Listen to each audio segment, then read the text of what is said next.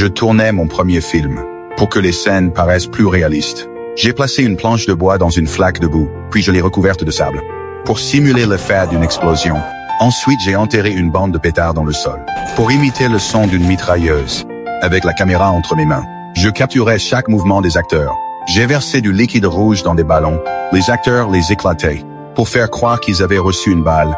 Mais je sentais quand même que ce n'était pas assez réaliste. Alors j'ai trouvé l'acteur qui jouait l'officier. Je lui ai dit que tous ses camarades étaient morts. À cause de ses ordres.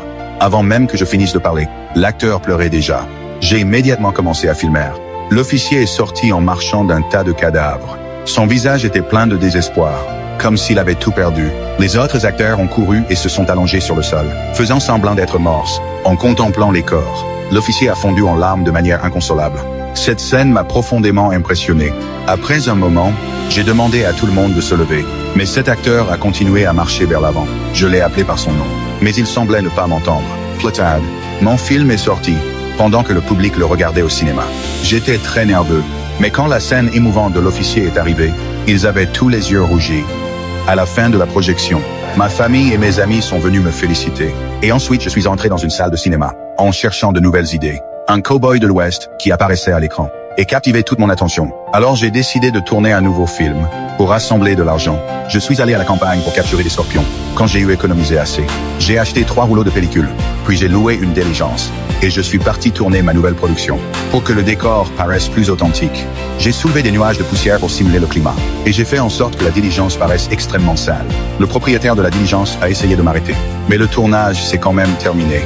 Quand j'ai ramené le film à la maison et que je l'ai regardé, les performances des acteurs étaient parfaites. Cependant, je sentais qu'il manquait quelque chose, bien que je ne puisse pas expliquer ce que c'était alors. Une partition sur laquelle ma mère avait marché par accident m'a donné une idée. J'ai pris une aiguille et j'ai fait de petits trous dans la pellicule. C'est ainsi que j'ai réussi à créer l'effet visuel des tirs. Tout le monde a adoré.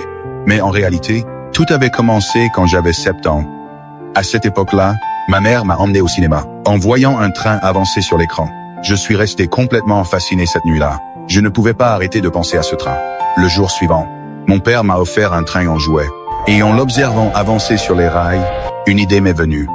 J'ai placé des figurines sur les rails et j'ai mis le train en marche. Je suis resté à observer comment ils entraient en collision. Cette scène m'a complètement fasciné. Mais le bruit a attiré ma mère. Pour me rendre heureux, elle m'a acheté une caméra. À partir de ce moment-là, j'ai commencé à m'intéresser au tournage. J'ai demandé à ma petite sœur de jouer une patiente et à ma grande sœur de faire la dentiste. C'est ainsi que j'ai commencé à filmer mes propres histoires, et de cette manière, avec le soutien constant de ma famille, j'ai continué à poursuivre mon rêve de faire du cinéma.